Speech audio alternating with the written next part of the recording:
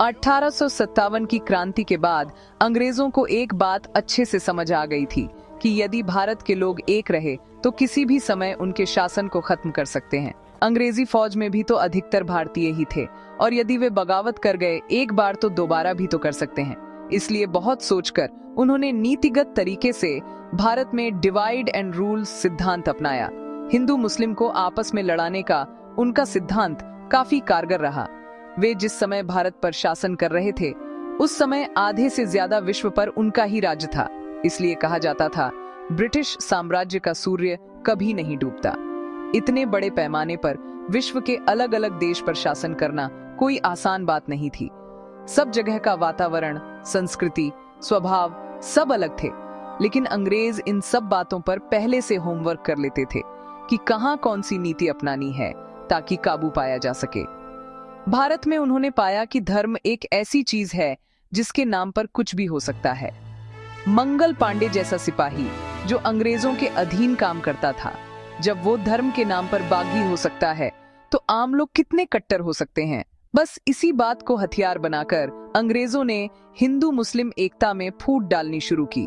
नतीजा, मुस्लिम लीग और हिंदू महासभा जैसे धार्मिक आधार पर संगठन बने और बिना विभाजन के भी देश के अंदर एक आंतरिक विभाजन की रेखा खींच गई थी, जिसका परिणाम भारत का विभाजन और पाकिस्तान का जन्म हुआ। लेकिन बात यही समाप्त नहीं हुई। रैडक्लिफ द्वारा खींची गई विभाजन की रेखा से कहीं गहरी और लंबी विभाजन की रेखा तो पहले ही खींच चुकी थी, जिसे भारत के हिंदू और मुसलमान स्वयं और गहरी करते जा रहे थे और आज भी कर रहे हैं।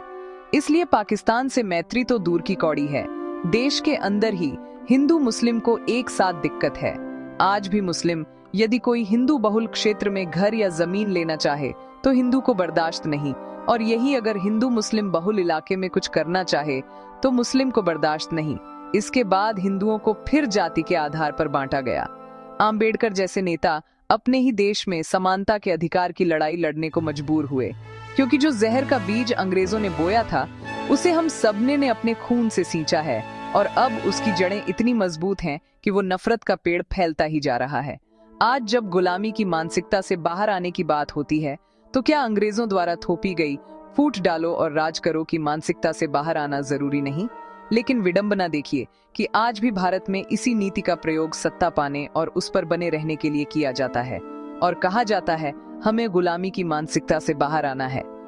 क्या है गुलामी की मानसिकता और कैसे आएंगे हम इससे बाहर? बिजली अंग्रेज अपनी सुविधा और ताकत बढ़ाने के लिए भारत लाए। रेल से लेकर पोस्टल सिस्टम उनकी ही देन है। तो क्या हमें इन सब का प्रयोग बंद कर देना चाहिए क्योंकि ये सब गुलामी के प्रतीक हैं? अपनी सहूलियत के लिए कोई बात कर लेना राष्ट्रवाद नहीं होता। धरती पर रेखा खींचकर देश बनते हैं। राष्ट्र बनता है नागरिकों से, सौहार्द से, एकता से, भाईचारे से। ठीक वैसे ही जैसे ईंट पत्थर से मकान बनते हैं, लेकिन घर बनता है लोगों से, अपनों से, अपनेपन से। आज आजादी के 75 साल बाद भी यदि हम बंट रहे हैं तो यह है असली गुलामी की मानसिकता। आज भी यदि हम एक दूसरे पर विश्वास नहीं कर पा रहे तो यह है गुलामी की मानसिकता। आज भी यदि आरक्षण के बाद भी अधिकारों का रक्षण नहीं हो पा रहा तो यह है गुलामी की मानसिकता। और अपनी इस नफरत और भेदभाव की मानसिकता से हम कब आजाद होंगे?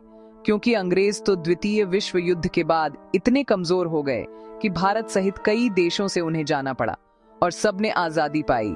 लेकिन ये नफरत, अविश्वास, भेदभाव की मानसिकता के गुलाम हम सब इसे और मजबूत बनाते जा रहे हैं। ऐसे में इससे आजादी कैसे मिलेगी? कुछ लोग पाकिस्तान जैसे इस्लामिक राष्ट्र के लिए लड़े, कुछ हिंदू राष्ट्र के लिए, पर हिंदुस्तान की आजादी की लड़ाई में हिंदू, मुस्लिम, सिख, ईसाई सब साथ थे। जो मुसलमान यहीं रहे, भारत को अपना घर मानते हैं, उन्हें पाकिस्तान जाओ कहना गलत है। हम सबकी एक पहचान भारतीय